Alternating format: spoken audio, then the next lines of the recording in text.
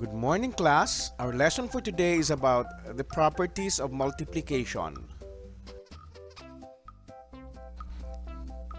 Okay, it means that the multiplication is the shortcut for repeated addition. The factors are the numbers we multiply, while the product is the answer in multiplication. Again, multiplication is the shortcut for repeated addition.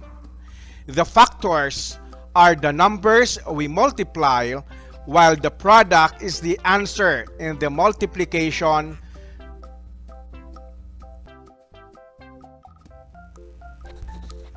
Let's start with the associative property of multiplication. In the associative property of multiplication, the grouping of the factors does not change or affect the product.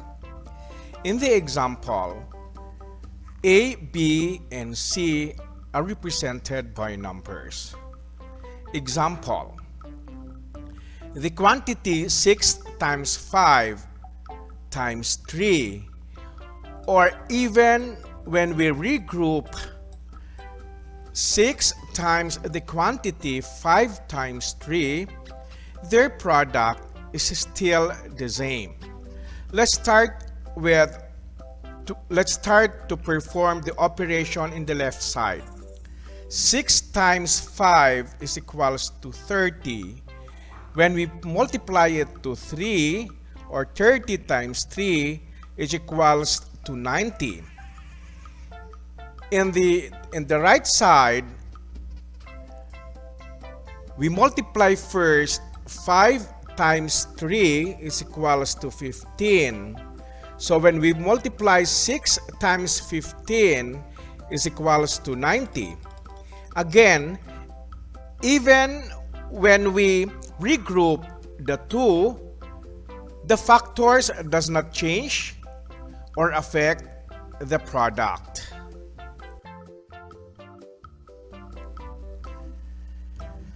Let's have another example. The quantity 7 times 3 times 4, and when we regroup 7 times the quantity 4 times 3.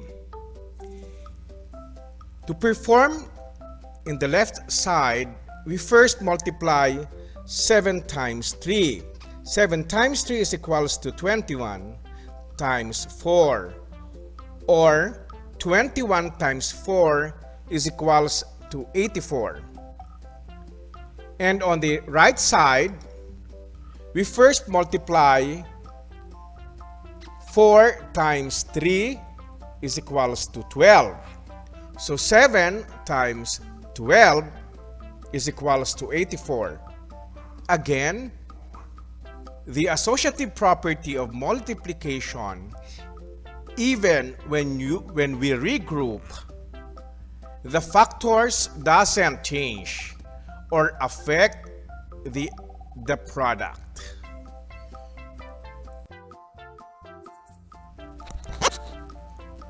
Let's now proceed to distributive property. From the word distribute, in this property, we will have to combine multiplications and addition, or we will use two operations, multiplication and addition. Distributive property says that when the numbers is multiplied by the sum of two numbers, the first number can be distributed to both of those numbers and multiplied by each of them separately, and then add the two products together.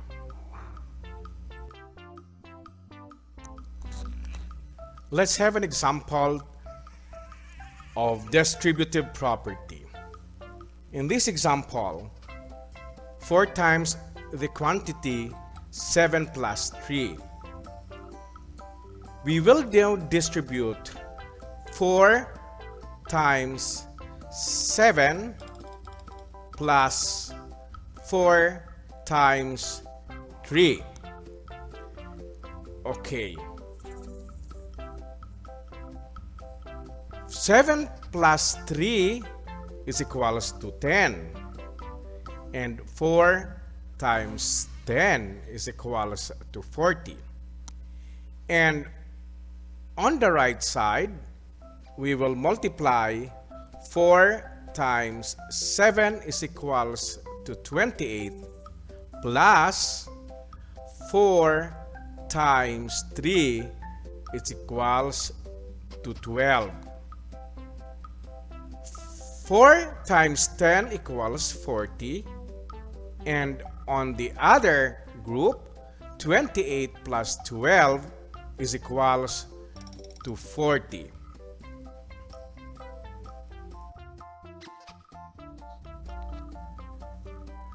Let's now proceed to the zero property of multiplication. In the zero property of multiplication, when a number is multiplied by 0, the product is 0. Look at the example. There are 3 cakes and no candles. So 3 times 0 is equals to 0. Again, when a number is multiplied by 0, the product is 0. It is called the zero property of multiplication.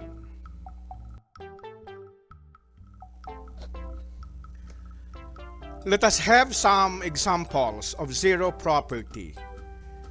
29 times 0 is equals to 0. 0 times 120 is equals to 0. And 38 times 0 is equals to 0. Multiplying a number by 0 is always equal to 0. Again, it is called the zero property of multiplication. The next property is the identity property of multiplication. Here is the problem. Joanne has 3 cakes. Each cake has 1 candle. How many candles are there in all? Okay, let's analyze.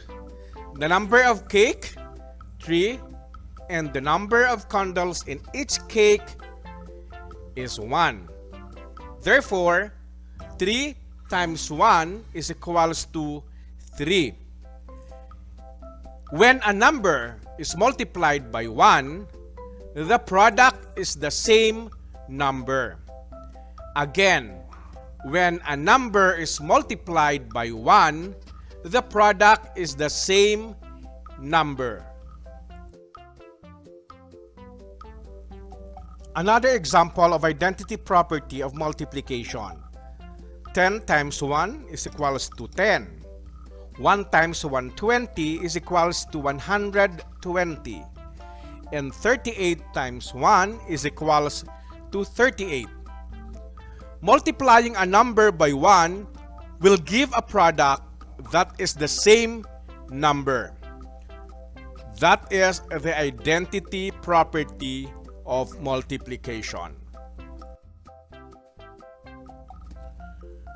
Let us now proceed to the commutative property of multiplication. The problem. Carl has 2 pencil cases. Each case has 3 pencils. How many pencils does he have in all? Let's analyze. The number of pencil case is 2. And the number of pencils in each case is 3. 2 times 3 is equals to 6.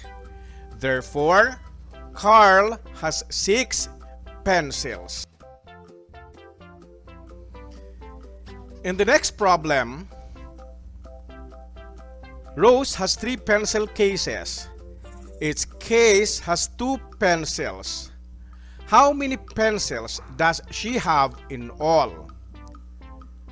Let's analyze. The number of pencil cases are 3.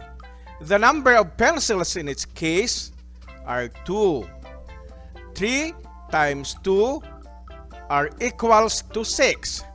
Therefore, Rose has 6 pencils. In the example above, both Carl and Rose has 6 pencils. Therefore, commutative property of multiplications means that changing the order of the factors does not change the product. Again, changing the order of the factors does not change the product. Another examples of commutative property. 10 times 5 equals 50. 5 times 10 is equals to 50. 38 times 3 is equals to 114. And 3 times 38 is equals to 114. Again, in commutative property of multiplication, changing the order of the factors does not change the product.